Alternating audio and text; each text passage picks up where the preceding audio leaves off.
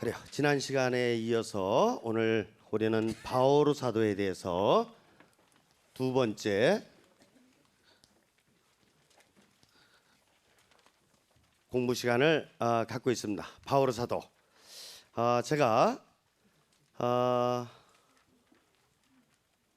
바오로 사도의 일생을 가장 잘 이해할 수 있도록 나이에 따라서 한번 설명을 드리도록 할게요. 바울 사도 탄생은 정확하게 연대를 알 수는 없다 그랬어요. 예수님보다 3살 내지는 한 8살 정도 동생일 것이다 이렇게 봤는데, 그렇기 때문에 올해가 2008년이니까 바울 사도 탄생 2000주년이다.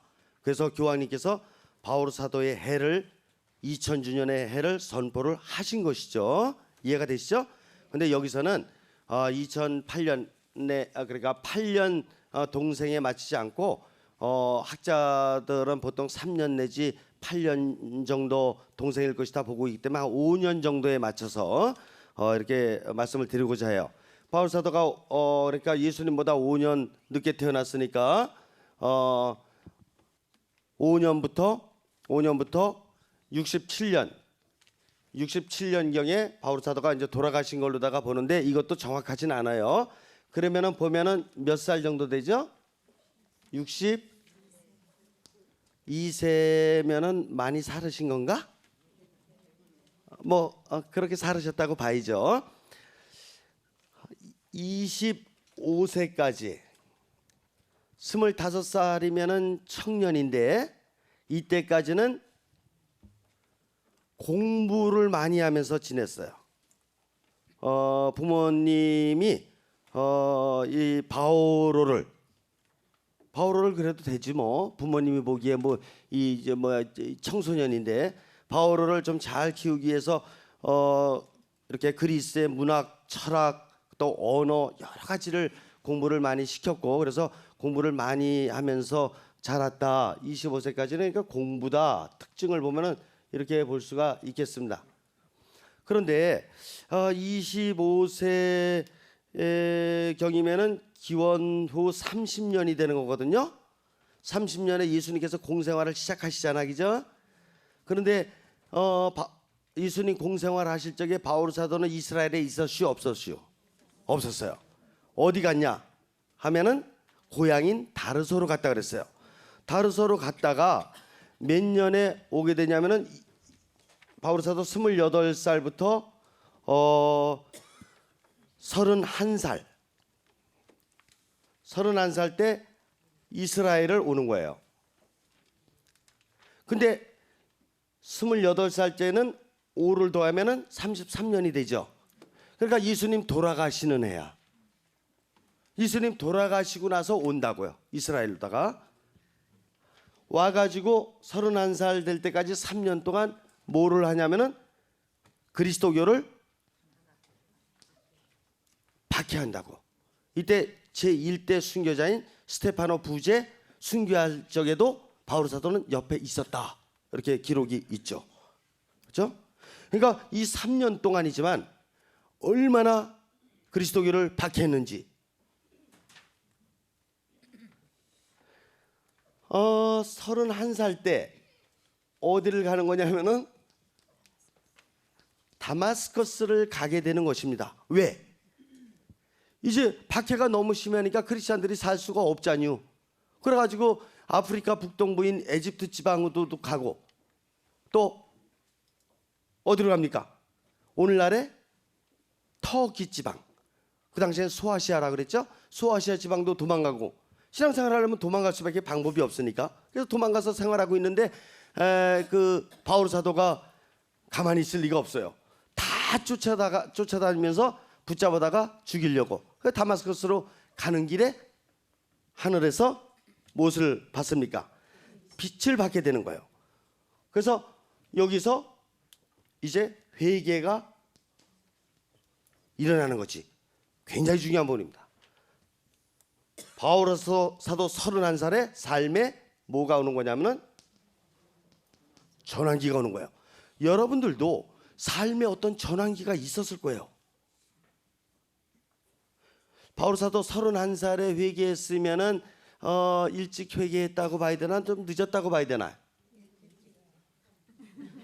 일찍이에요? 참 다행스러워요. 바울 사도 이때 회개하지 않았으면은 아마 40살, 50살 때까지 얼마나 정말은 못된 그런 생을 살았을까. 이때 회개하고 나서 10년 동안 어떻게 되죠? 잠적합니다. 이 기간 동안에 사실은 뭐를 한 거냐면 자신의 30년 동안의 지난 과거의 삶을 다 회개하면서 이제 새로운 차원의 삶으로 돌아설 수 있을 이런 영적인 변화, 수련 이런 생활을 하는 것이에요. 10년 동안.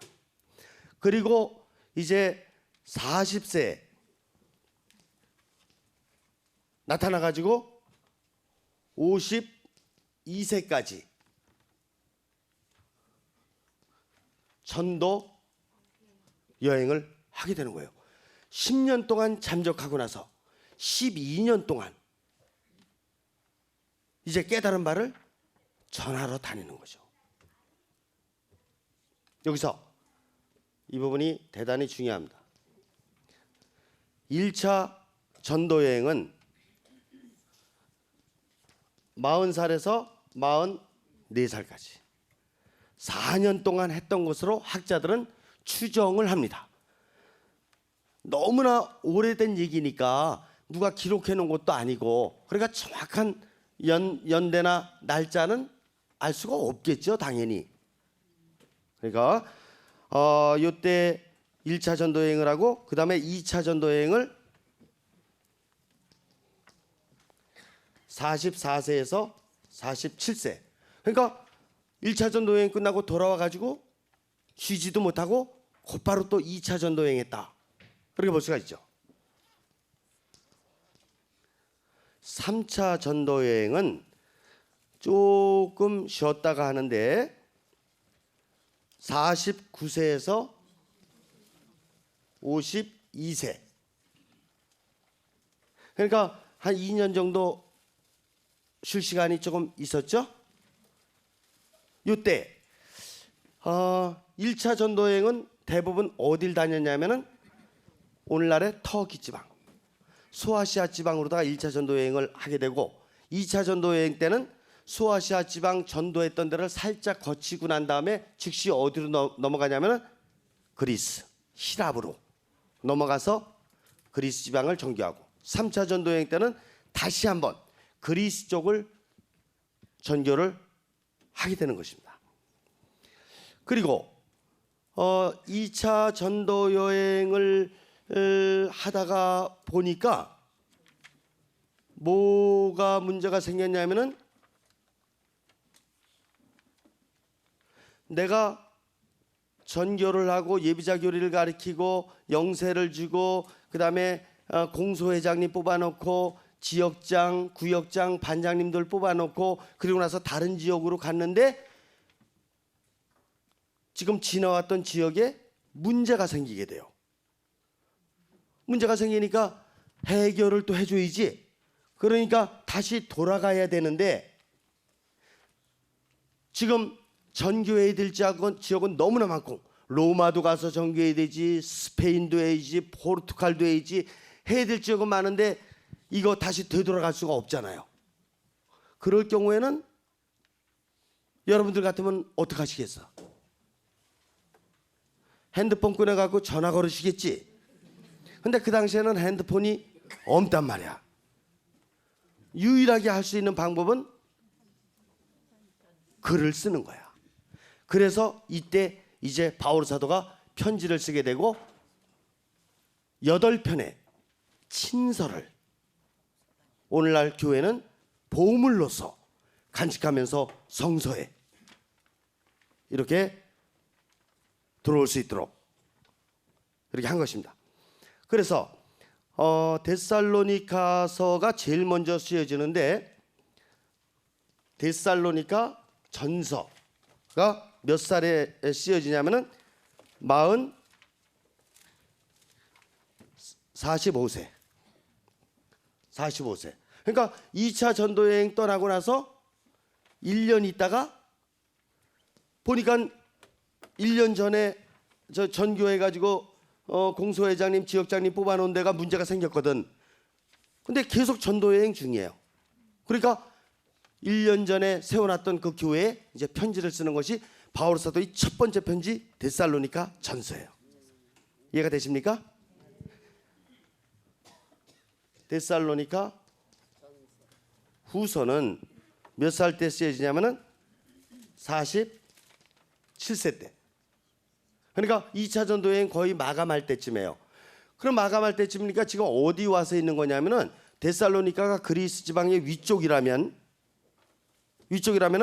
지금 바울 사도는 어디 내려와서 있는 거냐면 맨 아래 해가지고 고린토 지방 그 정도 내려와서 있는 건데 먼저 번에 편지 보내고 나서 이제는 내 편지를 읽었으니 잘 생활하고 있겠지 그런 희망이 있는데 들려오는 소문에 보니까 아직도 여러 가지로 복잡하고 문제가 많아. 그래서 또 편지를 안 쓸 수가 없는 거예요. 그래서 데살로니가 후서가 나오는 거예요. 이해가 되십니까? 그래요. 그리고 나서 이제 3차 전도 여행을 하게 되는데 3차 전도 여행을 쭉 하다가 보니까는 이번에는 어느 지방에서 또 문제가 발생했냐면은 1차 전도 여행 때 교회를 세웠던 터키 지방, 예, 특별히 갈라디아 지역, 갈라디아 지역에 또 문제가 생긴 거예요. 근데 거기도 또 가고 싶지만 전교할 지역이 너무나 많으니 되돌아갈 수가 없어. 그래서 이 지역에 이제 편지를 보내게 되는데 이때가 몇 살 때냐면은 49세 때. 49세 때니까 3차 전도 여행이 막 시작했던 해죠.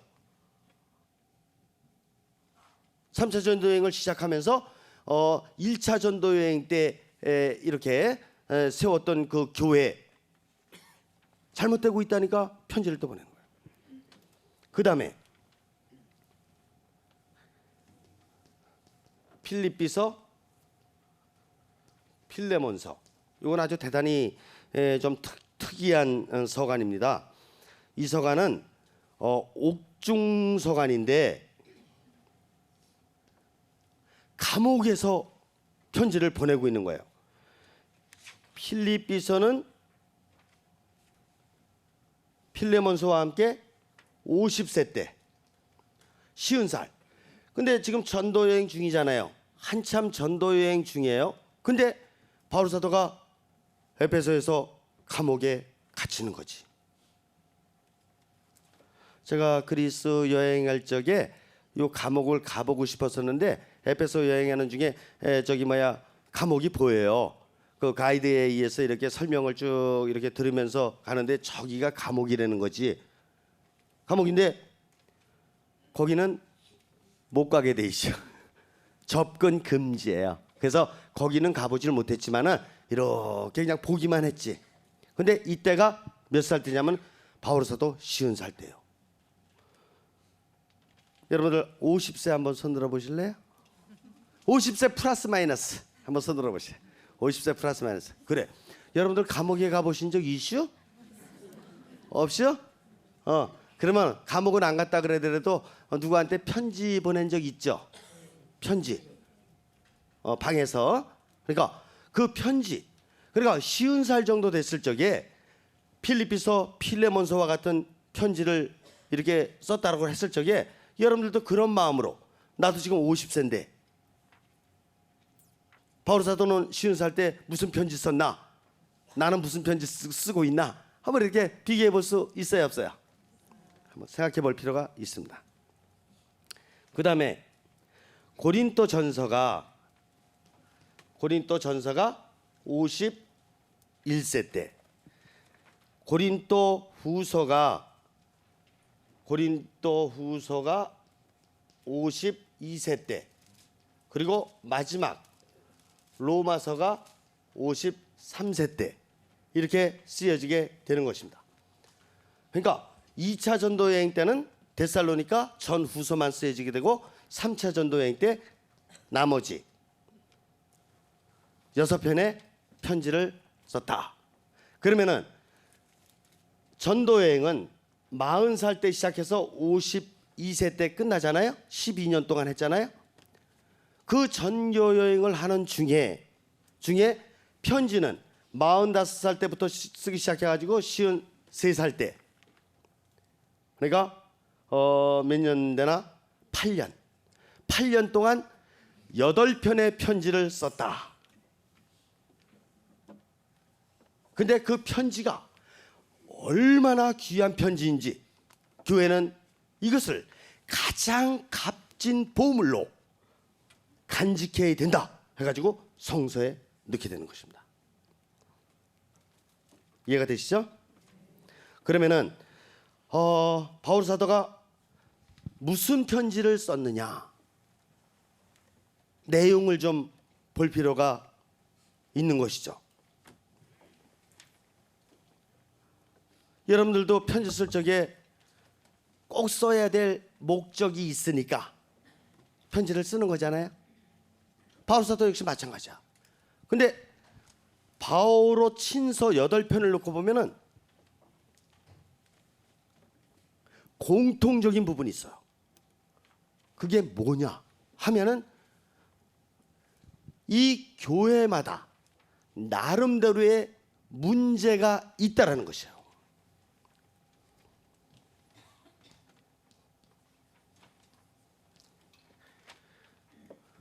무슨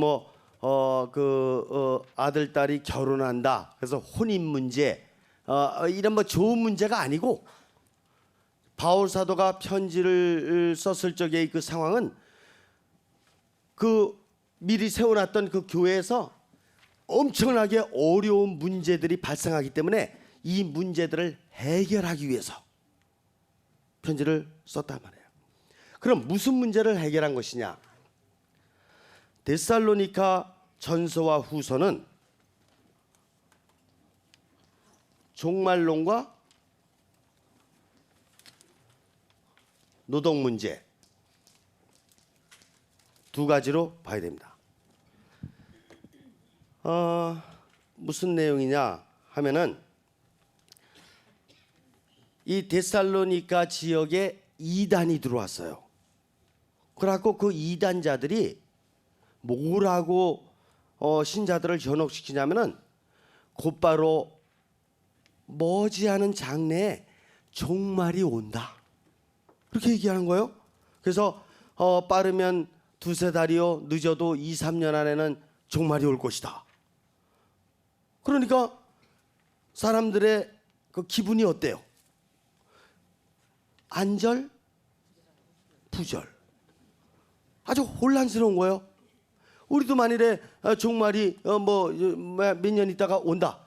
저 개신교에서 한번 그런 거 있은 적 있죠. 방송에 이게 저기 한 걸 저도 들었는데 몇 년도에 종말이 온다 이렇게 가지고 발표를 했는데 종말이 왔슈 안 왔슈?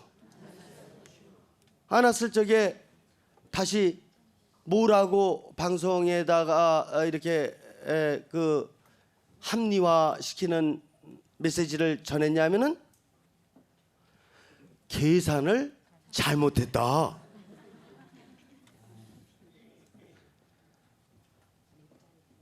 이렇게 어리석은 이단들, 바로 이런 문제가 오늘날에도 있단 말이에요. 이때도 바로 그런 문제가 있었던 거예요. 그래서 바울 사도는 이제 데살로니가 신자들에게 편지를 써가지고 정확한 진리를 가르쳐주는 것입니다.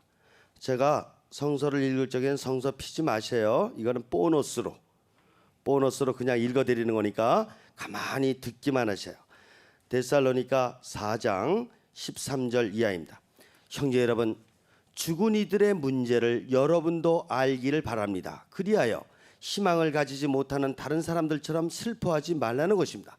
예수님께서 돌아가셨다가 다시 살아나셨음을 우리는 믿습니다. 이와 같이 하느님께서는 예수님을 통하여 죽은 이들을 그분과 함께 데려가실 것입니다. 무슨 뜻이냐? 이제 종말이 곧바로 올 텐데, 늦어야 2, 3년 안에 올 텐데 지금 죽어가는 사람들은 계속 생겨야 안 생겨요? 그러면 죽은 사람은 예수님께서 재림하셨을 적에 마중 나갈 수 있을까 없을까? 그러니까 죽으면 안 된다는 거야. 그러면 죽은 사람들 가족들은 얼마나 슬프냐고. 이거 말이야, 예수님 재림하셨을 적에 마중도 못 나가고 말이야, 이거 도대체 어떻게 되는 거냐, 이래가지고 영원히 지옥으로 가는 거 아니냐, 이런 잘못된 이단적인 생각에 떨어지게 되는 것이에요. 그래서 바울 사도는 이 편지에서 지금 제가 읽어드린 대로 예수님께서는 죽으셨다가 다시 살아나셨습니다. 그러니 우리도 죽었다가 다시 살아날 것입니다. 그러면서 이제는 종말이 언제 올 것이냐에 대해서 5장 1절부터 설명을 해줍니다. 형제 여러분, 그 시간과 그때에 관해서는 여러분에게 덧쓸 필요가 없습니다. 주님의 날이 마치 밤도둑처럼 온다는 것을 여러분 자신도 잘 알고 있습니다. 주님의 재림이 어떻게 와요? 밤도둑같이. 그러니까 언제 올지 모른다라는 것입니다. 두세 달이든 2, 3년이든 인간적인 이런 계산을 하면 안 된다는 것입니다. 사실 그리스도교의 종말론 결론을 우리가 알고 있죠. 예수님께서 말씀하셨으니까 그날과 그 시간은 아무도 모릅니다. 그러니 늘 깨어 기도하십시오. 그날과 그 시간은 나도 모릅니다. 하느님 아버지만이 아시는 것입니다. 이해가 되십니까? 그러므로 해가지고 이제 데살로니가 신자들이 이단자들에 의해서 종말에 대한 이해를 잘못하고 있는 것을 정확하게 설명을 해줍니다. 두 번째, 노동 문제는 뭐냐 하면은 종말을 잘못 생각했기 때문에 자연적으로다가 빚어진 문제예요. 종말이 두세 달 내지 2, 3년 내로 온다라 그랬을 적에 곧바로 오는 거거든요. 근데 어느 정도 돈도 있고 여유가 있는 사람은 야, 이거 말이야, 2, 3년 안에 오는데 뭐터러 또 돈을 더 버냐, 뭐터러 일을 하냐, 뭐터러 이렇게 힘들게 사냐. 지금 가진 것만 가지고 시컨 쓴다 그래도 2, 3년은 더 쓴다. 이해가 돼요? 그러니까 사람들이 이제는 일을 안 하고 돈도 안 벌고 그러고 나서 가진 거 가지고 흥청 망청 그냥 쓰고 지내는 거야. 호화스럽게. 바울 사도가 약간 화가 나겠쇼 안 나겠쇼? 당신이 그 어려운 길을 데살로니카까지 가가지고 말이야, 그 교리를 가르쳐가지고 말이야, 잘 살으라고, 열심히 살으라고, 성실하게 살고, 남들은 좀 쉬고 그런다 그러더라도 쉬는 시간까지도 하느님께 봉헌된 마음으로 하느님의 영광을 위해서 더 정성껏 살으라고 가르치셨는데, 이단자들의 잘못된 일을 가르침 꼬임에 넘어가가지고 이거 말이야, 일도 안 하고 가진 거 그냥 흥청망청 아무데나 막 쓰고 이렇게 살고 그러니까 바울 사도의 마음이 무척 아팠을 것이요. 데살로니가 후서, 바울 사도는 어떻게 편지를 쓰셨는가, 핵심적인 것만 제가 말씀드릴게요. 후서 3장의 6절 이하입니다. 형제 여러분, 우리는 우리 주 예수 그리스도의 이름으로 여러분에게 지시합니다. 무질서하게 살아가면서 우리에게서 받은 전통을 따르지 않는 형제는 누구든지 멀리 하십시오. 우리는 여러분과 함께 있을 때 무질서하게 살지 않았고 아무에게서도 양식을 거저 얻어먹지 않았으며 오히려 여러분 가운데 누구에게도 폐해를 끼치지 않으려고 수고와 고생을 하며 밤낮으로 일하였습니다. 바울 사도가 보여준 모범은 그렇게 게으르고 가진 것을 흥청망청 아무렇게나 쓰고 이런 삶이 아니라 오히려 전교 생활을 하면서 지역장, 구역장, 반장, 분과장, 단체장을 인선하는 그 어려운 삶을 살면서도 자신의 생계만큼은 자신이 벌어서 노동을 하면서 살아오는 이런 모범을 보였는데 이런 삶을 살아간다는 것은 말도 안 된다 이겁니다. 그러면서 마지막 결론적으로 이렇게 말씀하십니다. 그러한 사람들에게 우리는 주 예수 그리스도 이름으로 지시하고 권고합니다. 묵묵히 일하여 자기 양식을 빌어먹도록 하십시오. 사실 우리는 여러분 곁에 있을 때 일하기 싫어하는 자는 먹지도 말라고 거듭 지시하였습니다. 일하기 싫어하는 사람은 뭐 하라고요? 자지도 말라고.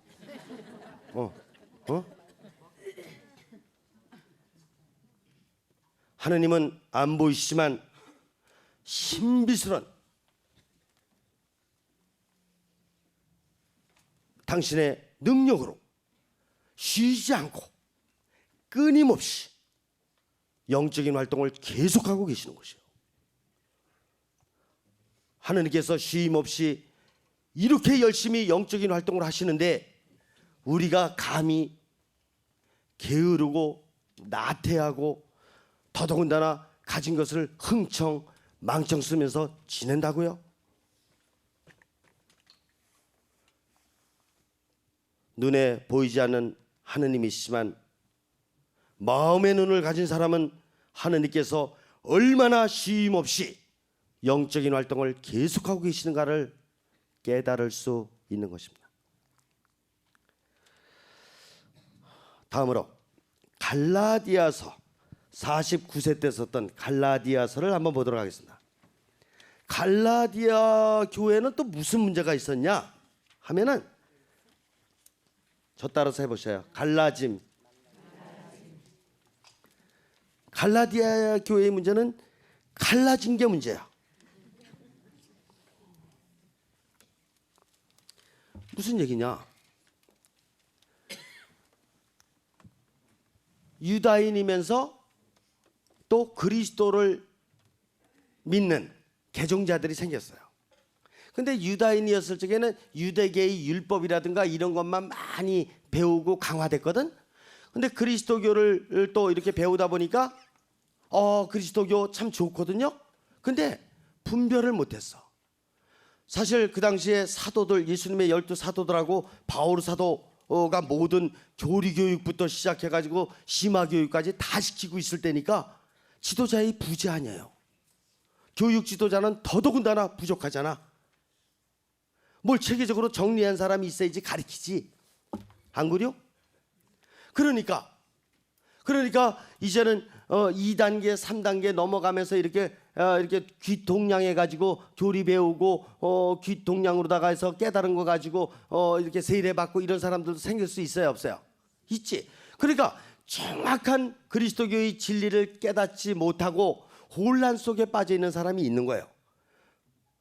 혼란 중에 있으면은 이렇게 자신이 좀 더 자신을 잘 정립할 수 있도록 노력하고 이런 삶을 살아가야 되는데 삶살이에 습관된 거는 항상 입을 너무 많이 벌리고 사는 거지. 그냥 이것저것 그냥 혼란한 건 막 얘기하고 다니는 거지. 이런 사람들이 갈라디아 교회에 들어와서 있잖아. 예수님 믿는 건 좋아. 근데 유대교도 믿는 거 좋아. 이래가면서 유대교도 믿고 그리스도교도 믿고 이런 식으로 얘기하니까 갈라디아 이제 신자들이 이렇게 생각할 적에 뭐 나쁜 얘기는 아닌 것 같거든. 예수님도 믿고 구약의 또 율법도 믿고 뭐 이러는 거니까 구약 신약을 다 믿는다. 이렇게도 생각할 수 있는 거거든요. 근데 구약의 율법은 왜 우리가 거기에 집중하면 안 되느냐? 첫 번째 제일 중요한 것은 예수님께서는 구약의 율법을 완성시키신 분이기 때문에 완성시키신 진리를 깨닫는 게 좋고, 또 하나는 구약의 율법에 이 전통을 지켜왔던 당시 바리사의 율법학자들은 구약의 율법을 하느님의 뜻 안에서 잘 해석해서 가르쳐 줬으면 좋은데, 그들은 자신들의 권력과 자신들의 모든 지위와 영예와 이런 것을 유지하기 위해서 이렇게 하느님께서 모세에게 주셨던 10계명의 이 계명이라든가 이런 것 같은 거를 몇 가지로다가 부풀렸냐? 성서학자들의 연구에 의하면 613가지. 이 613가지 이걸 지킬 수 있어요, 없어요? 외울 수도 없고 지킬 수도 없고, 그리고 자신들도 못 지키고, 못 지키는데 이걸 지키라고 강요는 하고, 그러니까 못 지키는 사람 입장에서는 늘 죄스러운 거거든. 죄스러우니까 바리새 율법학자들한테 꼼짝을 못하는 거지. 저 사람들은 꼭 지키는 것 같거든. 그러니까 바리새 율법학자들은 율법을 남용해서 자신들의 지위와 자신들의 권력을 유지하느라고 이런 잘못된 행태를 했으니까 율법을 따라가면 되겠어요, 안 되겠어요? 안 되는 거라고. 그래서 바울 사도는 이거에 대해서 정확하게 이제 편지로서 설명을 해주고 있는 것입니다. 제가 서비스로 또 읽어드릴게요.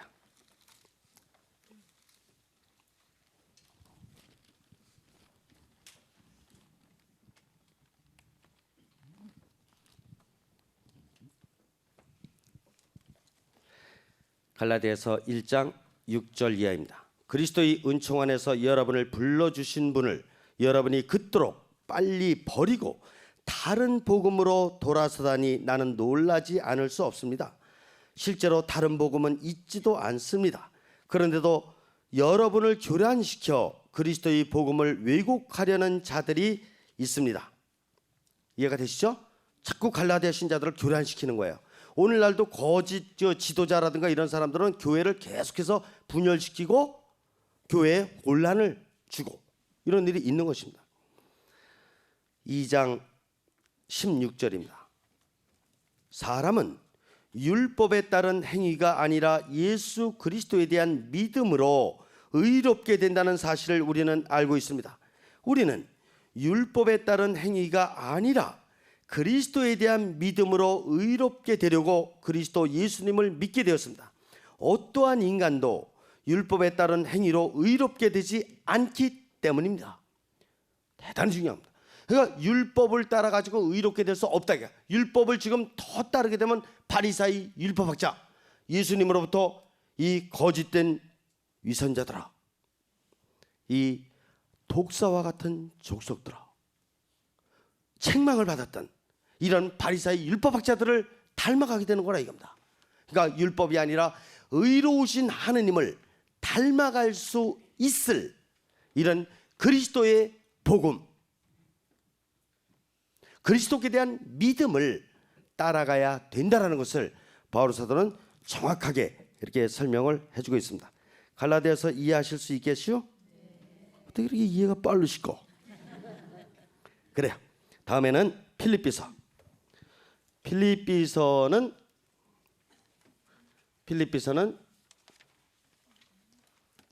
무슨 문제냐?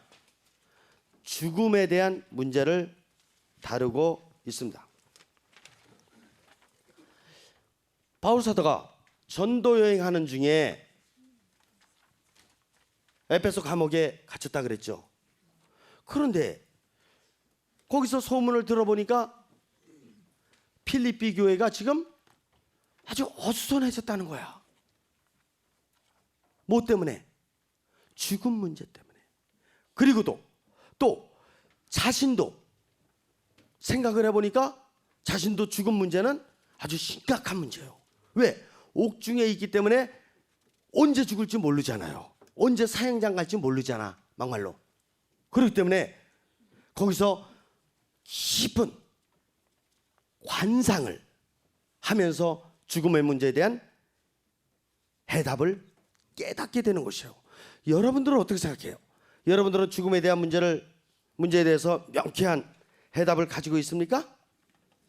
에? 아니면 죽음이 오는 거 두려워요?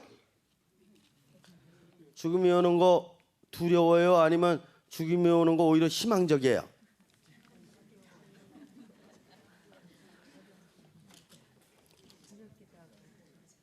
바울 사도는 뭐라고 썼냐? 형제 여러분, 나에게 닥친 일이 오히려 복음 전파에 도움이 되었다는 것을 알기 바랍니다. 나는 그리스도 때문에 갇혀 있다는 사실이 온 경비대와 그 밖의 모든 사람에게 알려졌습니다. 그 다음에 1장 20절 이하입니다.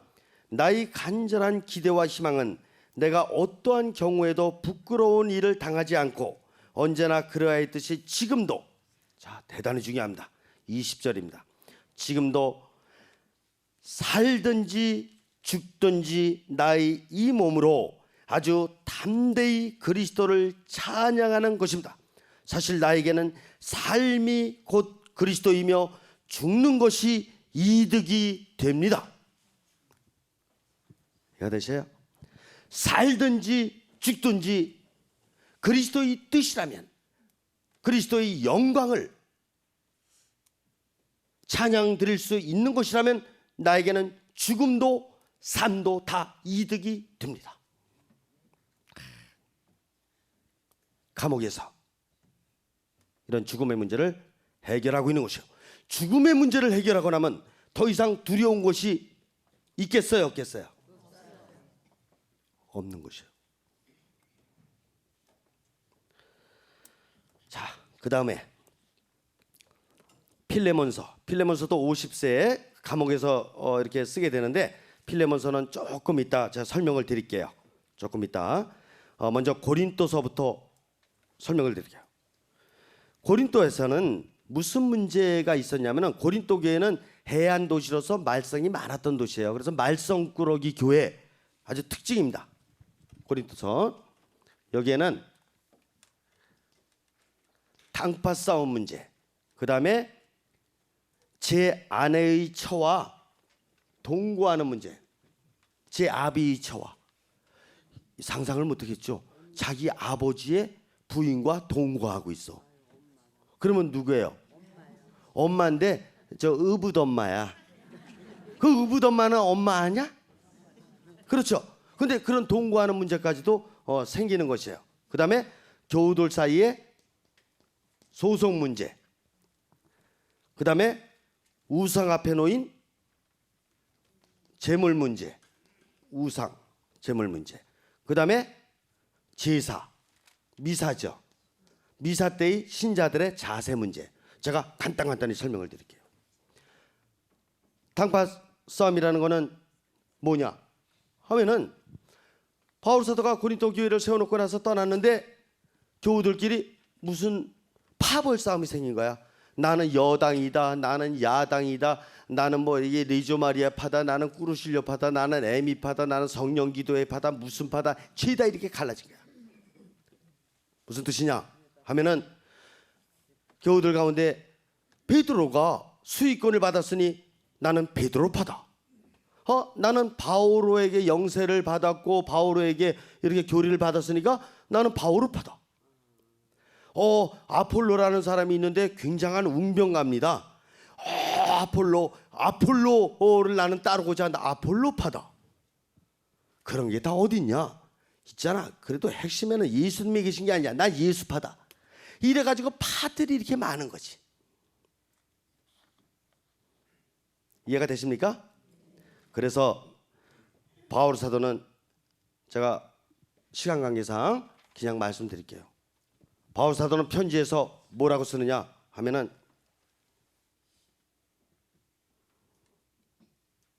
내가 나의 이름으로 여러분들에게 세례를 주었단 말입니까? 나는 여러분들 가운데 정말 몇 명밖에 안 되는 사람에게 세례를 준 것을 지금 다행으로 여깁니다. 왜냐하면 뇌파가 많은 것을 나는 원치 않습니다.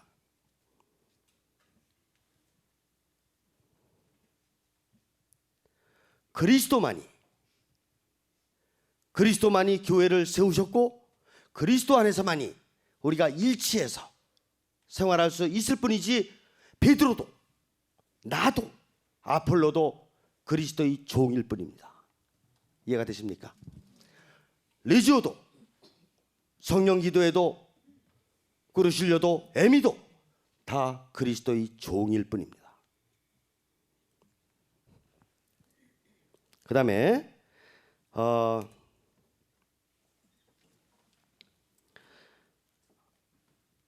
교우들 간의 소송 문제는 무슨 문제냐?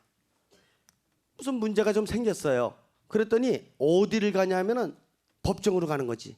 그때 바울 사도가 너무 마음이 아파서, 여러분들 가운데는 교우들끼리 사이에 생긴 사소한 문제조차도 해결할 수 있는 지혜로운 자가 없다는 말입니까?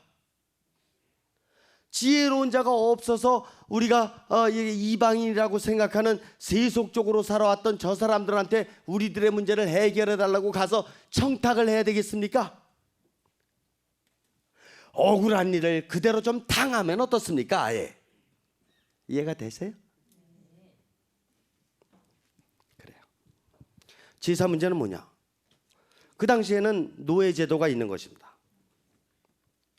그러니까 부잣집 아주 주인들이나 이런 사람들은 이렇게 제사에 갈 적에 예물을 갖고 오잖아요. 예물 갖고 올 적에 그 당시에는 음식으로 갖고 왔으니까 좋은 것만 갖고 오는 거지. 근데 노예들은 일 다 끝내고 오니까 늦게 올 수밖에 없고 갖고 올 것도 없고. 근데 제사는 제사 같이 다 지내고 영성체 모시는 시간에 같이 똑같이 영성체를 해야지 맞지 않냐? 근데 그렇지 않고 부잣집 사람들은 갖고 온 거 가지고 음식강 먹고 그냥 거기다 술도 한 잔 또 쫙 먹고 이렇게 가지고 흥얼흥얼 아주 기분 좋아갖고 이렇게 있는데, 그때 이제 노예들이 오는 거지. 미사를 하려고 그랬는데, 제사를 지내려고 그랬는데 한쪽에서는 흥청거리고 있고 이 한쪽에서는 이제 기진맥진해가지고 일 끝나고 오고 이게 미사가 되겠어요?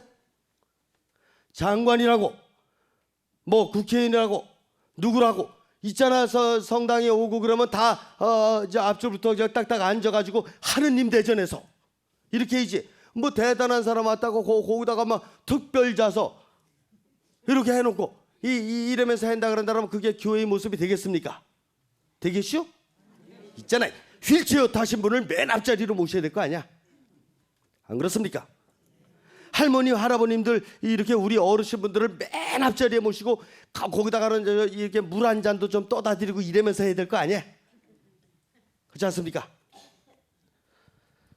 이런 문제들을 다루고 있는 것이 고린도서가 아닙니다. 로마서는 뭐냐? 로마서는 크게 두 가지의 주제가 있어요. 하나는 의, 하느님의 의, 하나는 믿음입니다. 무슨 뜻이냐? 하느님은 의로우신 분이시라 이겁니다. 그렇기 때문에 우리를 의롭게 만들어주시는 분이라 이겁니다. 하느님이 의로우시니 우리는 의롭게 되어야지만이 하느님의 모상으로서 하느님의 모습을 닮아가는 거라 이겁니다. 그러니까 우리가 의롭게 되기 위해서는 하느님께 대한 뭐가 있어야 되겠어요? 믿음이 있어야 됩니다. 그래서 로마서는 바울 사도의 마지막 종합 논문이라고 볼 수가 있는 것이에요. 일생 마지막에 쓴 글이에요. 모든 거 다 편지 보내고 나서 마지막 정리를 해보니까 결국 하느님은 의로우신 분이시고 우리는 의로움을 따라가지고 하느님을 믿어야 된다라는 이 두 가지 주제로다가 편지를 쓰신 것이 로마서이다. 이해가 되시죠? 필레몬서는 왜 제가 맨 마지막에 말씀드리냐? 필레몬서는 공동체에 보낸 게 아니고 필레몬이라는 개인, 필레몬이 누구냐? 공소회장입니다. 고등동 성당 총회장님이라고 봐야 됩니다. 근데 이 집에 누가 있었냐면은 노예가 있었어요. 근데 노예가 어느 날 도망갔어. 도망을 갔는데 노예에게는 몸에 낙인이 찍혀 있거든. 그러니까 여름에 옷만 벗었다 그러다 그 낙인이 보이니까 붙잡히면 그대로 죽는 것이에요. 그래 도망쳐 나왔는데 갈 데가 있어야지 여름에. 그래갖고 어디를 가는 것입니까? 이제 어차피 죽는 몸인데 바울 사도가 우리 총회장님 댁에 와서 이렇게 지내고 그랬을 때 저분은 참 좋았거든. 죽든지 말든지 이제 저분은 한번 좀 만나보고 싶다라고 감옥을 찾아간 거예요. 감옥을 찾아가니까 바울 사도가 기쁘게 맞아주겠어요? 아니면 이게 말이야 나도 귀찮다 이렇게 했겠어요? 기쁘게 맞아주는 거지. 그래갖고 감옥에서 뭐를 한 거냐? 예비자 교리를 시킨 거지. 예비자 교리를 시켜갖고 오네시모라는 그 노예를 갖다가 영세를 거기서 주는 거지. 영세 주고 난 다음에 어떻게 합니까? 그러면서 공소회장한테 운동문당 총회장님한테 도로 보내드리는 거지. 보내드리면서 이런 내용을 적는 것입니다. 제가 이거 읽어드릴게요. 나는 그리스도 안에서 큰 확신을 가지고 그대가 마땅히 해야 할 일을 명령할 수도 있지만 사랑 때문에 오히려 부탁을 하려고 합니다. 나 바오로는 늙은이인데다가 이제는 그리스도 예수님 때문에 수인까지 된 몸입니다. 이러한 내가 옥중에서 얻은 내 아들 오네시모 일로 그대에게 부탁하는 것입니다. 그가 전에는 그대에게 쓸모없는 사람이었지만 이제는 그대에게도 나에게도 쓸모있는 사람이 되었습니다. 나는 내 심장과 같은 그를 그대에게 보내드립니다. 그대의 승낙 없이는 아무것도 하고 싶지 않습니다. 그대의 선행이 강요가 아니라 자의로 이루어지게 하려는 것입니다. 그가 잠시 그대에게서 떨어져 있었던 것은 아마도 그를 영원히 돌려받기 위한 것이었는지도 모릅니다. 이제 그대는 그를 더 이상 종이 아니라 종 이상으로 곧 사랑하는 형제로 돌려받게 되었습니다. 그러면서 이 오네시모 노예를 공소회장님한테 돌려보내드리면서 이제 종이 가는 게 아니라 노예가 가는 게 아니라 이제 사랑하는 형제로서 가는 것이고 내 심장이 가는 것이다. 내가 당신에게 내가 공소회장 자리를 줬으니 명령할 수도 있지만 나는 간곡히 부탁을 드리고 있다. 그러면서 뒷줄에 뭐라 그러냐면 만일이라도 노예가 그 당신에게 잘못한 것이 있다면 내가 언젠가 당신 집에 다시 방문해서 그대에게 다 갚아주겠습니다. 자, 마치 기도하죠. 성부와 성자와 성령의 이름으로 좋으신 하나님, 당신께서 바울 사도를 선택하셔서 길러주셨듯이 저희를 이미 선택하셨으니 이제 당신의 모습 따라갈 수 있도록 길러주십시오. 당신께서 하시고자 하는 필요한 일을 저희에게 주십시오. 저희가 할 수 있도록 능력과 함께 저희들을 영적으로 잘 인도해 주십시오. 영광이 성부와 성자와 성령께 성부와 성자와 성령의 이름으로 수고하셨습니다.